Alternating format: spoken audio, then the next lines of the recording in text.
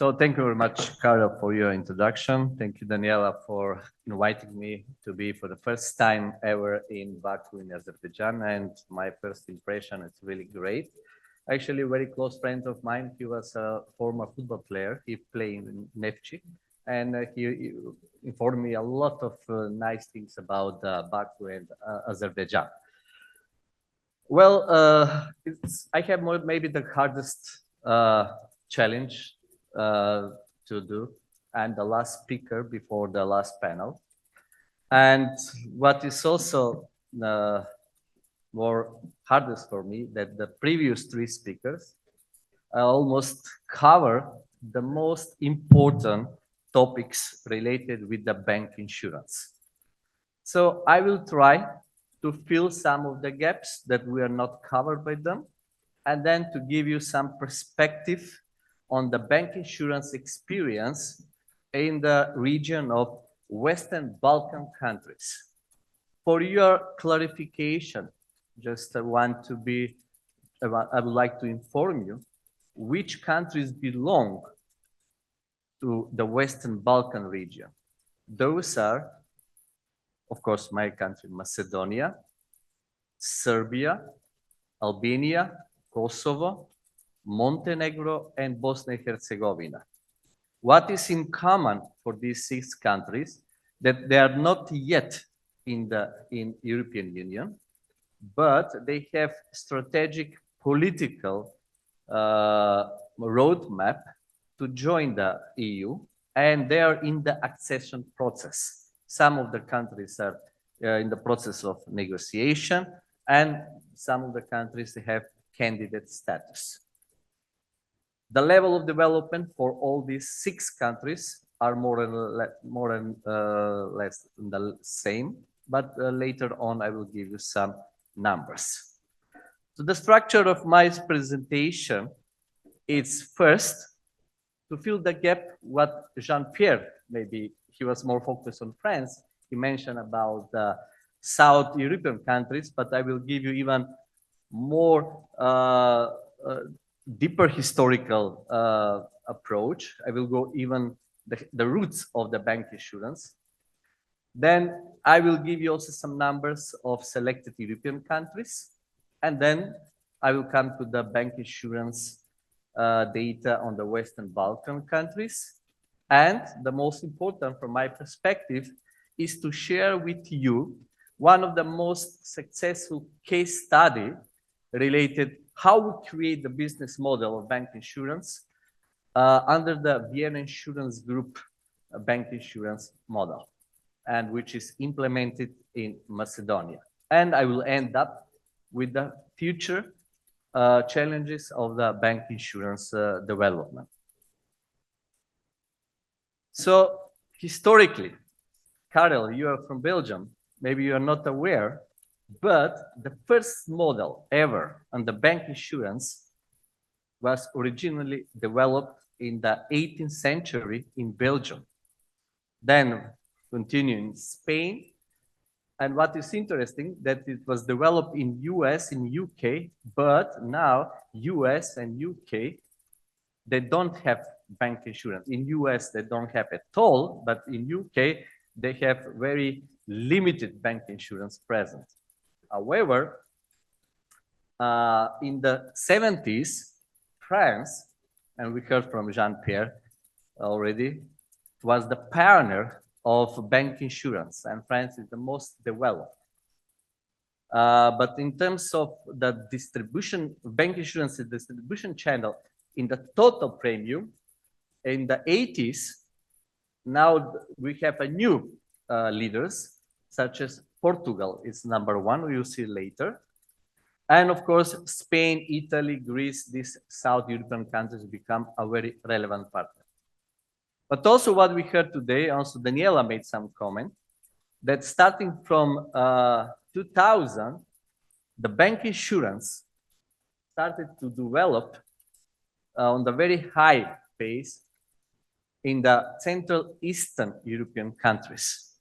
And the bank insurance, especially in the life, is the driven factor for growth in the life insurance per se. But also there's some development in the non-life. In this slide, which I found in the report of McKinsey, these numbers are for 13 European countries since 2013. You can see how the bank insurance was developed. And you can see already we have some explanation why the life in life business is more developed than in non-life. And you can see that in the non-life business, the bank insurance participate in the intermediaries less than 10%. In the life, it's almost up to 40% as a distribution channel. However, what is notable, if you can see from the left-hand side, about the compound annual growth rate, that we have significant growth after the COVID time. So you can see in the non-life, we have compound rate of 7.3%, in the life, 15%. So that means after the COVID, the bank insurance become even more relevant distribution channel. Also, if you can take a look on some selected countries, as we already know that Portugal, France, Spain, Greece, and Italy are the leaders in the bank insurance distribution channel. Then also in continental Europe, like Germany, Austria, Czech, even Belgium, bank insurance, it's not dominate, but has very significant part in the intermediation. And Netherlands and UK, who are one of the most developed insurance market, the bank insurance, it's not heavily present. Why we have such differences? There are three important factors. First, it's about historical reasons. Second, the most important, it's a different regulatory regime or different regulatory environment. And also my colleague from Standard & Poor's already explained about different strategy priorities of the regulators. And of course, the third reason, it's about the strategic partnership between the banks and the insurance companies. We heard about the case in France, where the banks, they establish their own insurance companies.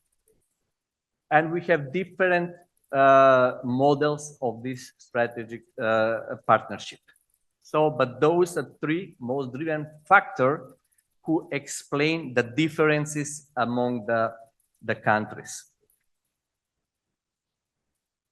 Also, this is very interesting slide that explain actually what are the instruments, the tools on the bank insurance side on selling the products.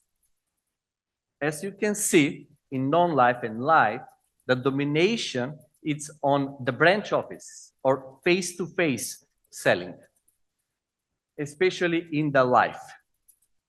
Now, through the new digital tools that are used by the banks, especially with the online sales and with the mobile application, the digital tools in the bank insurance channel become more and more relevant, especially in the non-life. And you can see the difference, what was in 2016, what was the 2021, where 28% of the total non-life bank insurance channel, now it's sold through digital tools, which is not the same case in the life. It's increasing, but not on the same pace. So we can conclude that still the branch offices are the most powerful sales channels in the bank insurance. But digitalization, it's coming. Now let's move to my region, as I said, Western Balkan countries. Before I touch the bank insurance model, I would like to give you some perspective on the level of development of our region. So here are not only the Western Balkan countries, but with the red color, the bubbles, is the size of the selected Southeastern European Union countries like Bulgaria, Romania, Croatia. I have added in this diagram. And the small bubbles actually are the Western Balkan countries. And you can see the penetration rate, the density rate, and the size of the bubbles actually is the gross written premium. What we can conclude that the penetration rate in the Western Balkan countries, the lowest is in Albania with 1%, and the highest is in Serbia and Bosnia and Herzegovina with close to 2%. Macedonia is 1.6% penetration rate. In terms of density, we spent between 150 euro up to 250 euro per inhabitant.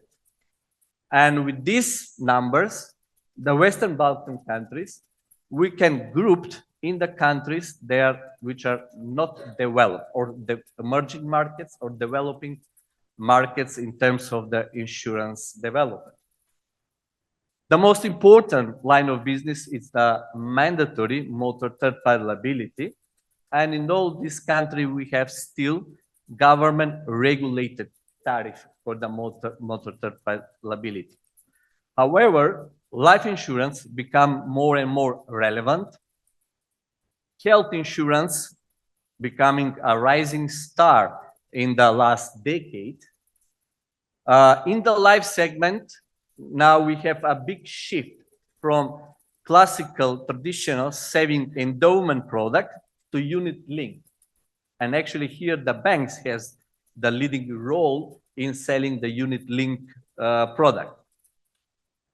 The overall profitability for the insurance company in the whole this region, it's solid one, but more that comes from the investment returns, not from the underwriting. The underwriting, it's very close to the profitability side, but the insurance company, they earn money from the investments, and the investments are generally in government bonds and bank deposits. But with this interest rate environment, we generate solid growth. The protection gap is still huge. However, because of a lot of initiatives, the outlook for the future is bright and it's positive. Now, let me come to the distribution channel. The red color, which dominates in both segments, non-life and life, is the direct sell. So still we have traditional direct sales of both life and non-life. I would like here just to pay attention that we don't have numbers for Albania. It's missing. It's not easy to find the number for the data for the distribution channel. But thanks to my previous role as a head of the supervisory authority, I have some links with the supervisory authority. Unfortunately, Albania, they didn't provide me with the latest data. So what we can conclude from this slide, that we have some development in shifting the distribution intermediation from direct to indirect, including the bank insurance.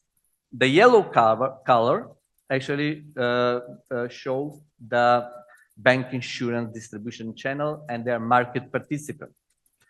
You can see that bank insurance is more present in the life, but if you compare the numbers, the last year, 2023, comparing to the 2029 before the COVID, also we have some growth in the non-life segment on the bank insurance channel.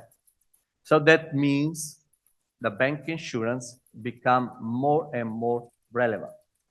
There are few important factors why the bank insurance now become more relevant.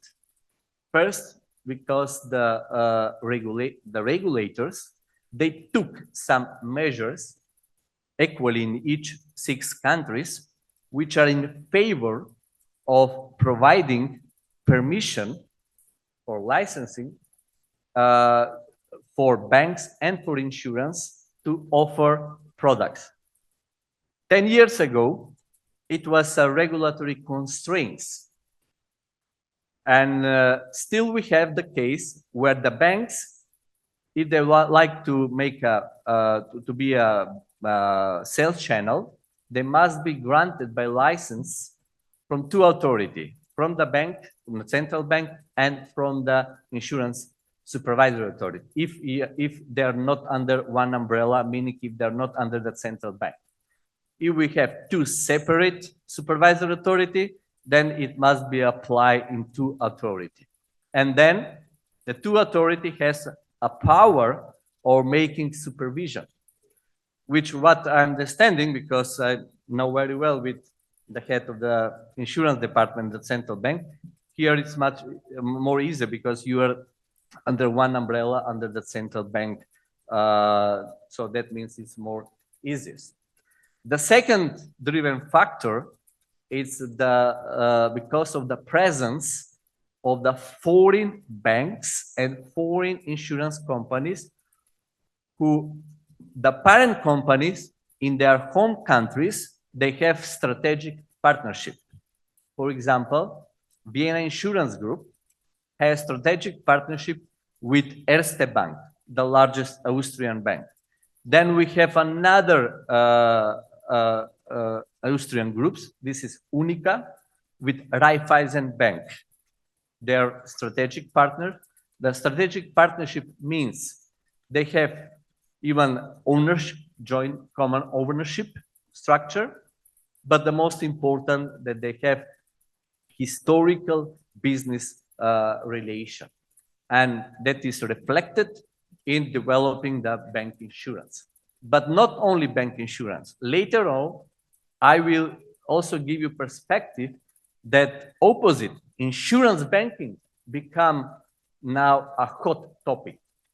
Means that the insurance company now they engage in selling bank products. But you will see later on. Now let me share with you how we developed the most successful bank insurance model in VAG in the case of Macedonia. So I'm the CEO of the non-life company, but also I represent in the steering committee the interests of the life company, which is also part of the VAG, with the close cooperation with the bank, which name is Sparkasse Banka, but Sparkasse Bank is part of the Erste brand. What we need? We need, first of all, a good, solid, sound governance framework between the insurance company and the bank. This is a crucial factor for having fruitful cooperation. This includes designated board members, so one from the bank and one from the insurance company. If these board members are push the things, then the bank insurance will develop. Next, which should be also steering committee where at least B-1 on the managerial level must be joint teams that will work more operatively, not only strategic. Strategic will be the business between the board members. But on the operation side, it must be B-1. Also, it should be a lot of joint teams who will work on the sales side, on the back office side, and the most important is claims and IT. IT support and claims, if it's not on the level that it should be, it's very easy the bank insurance model to fail. Therefore, this collaboration must be in each aspect of the insurance value chain. Now, let me give you some real cases how we set up this structure, this business model. So, as I said, that this steering committee, which consists of board members and B-1, they have on the monthly basis regular meetings where first they evaluate the results from the previous month and they discuss and they agree about the new needs, about the new products, the new challenges, how to overlap, and this is the success factor. Then on the daily basis, it should be close cooperation and communication between these joint teams, because every day you have some challenges. Every day you have new cases, new problems. Sometimes it could be only technical problems regarding to IT. So it must be dedicated person from the both institution. Next, the product roadmap is crucial. Goals for each product is to assess them, to ensure that they are realistic and that are aligned with the overall bank insurance strategy. Clear strategies are developed for each distribution channel to enable quick market entry, including also for bank insurance product. The market perception and value proposition of bank insurance products must be clearly defined. Customer insights are leveraged to drive products sales, ensuring offering that will meet the customer needs. So this is very, very important. Then the adequate IT systems, where very serious amount of investment in technology to support the seamless operation are key success factors. Implementation of tools to support frontline sales effort is very important. And last but not least, detailed diagnostic to streamline the claims processes and enhance customer experience are also important. Effective sales and marketing strategies are also very crucial. So what we did very simple and engaging materials we created as advisor to capture the client interest and explain benefits very clearly, and should be supplemented by real life use cases and newsletters as well. We design scripts that give to the bank sales officer very useful information how to explain the benefits and to explain the product characteristic to the clients. And also we create frequently asked questions script, which also deliver to the clients. Sales materials and training programs are regularly happened, and always we try to update them. Then the reporting, it's very, very important. We establish very comprehensive reporting system that measure the KPI, but also we measure not only the sales, we follow the claims, we follow the cancellation. we create also individual reports. So the reporting, it's the very important tool. Then the claims handling. Very, very challenging. A well-defined claims handling process will ensure high service levels and customer satisfaction.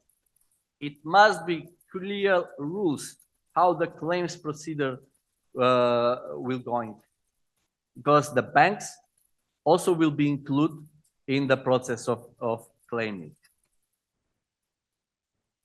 Regarding to the products, I will not go through because already the colleagues has already explained we are not much different. In the life, we have credit life, unit link.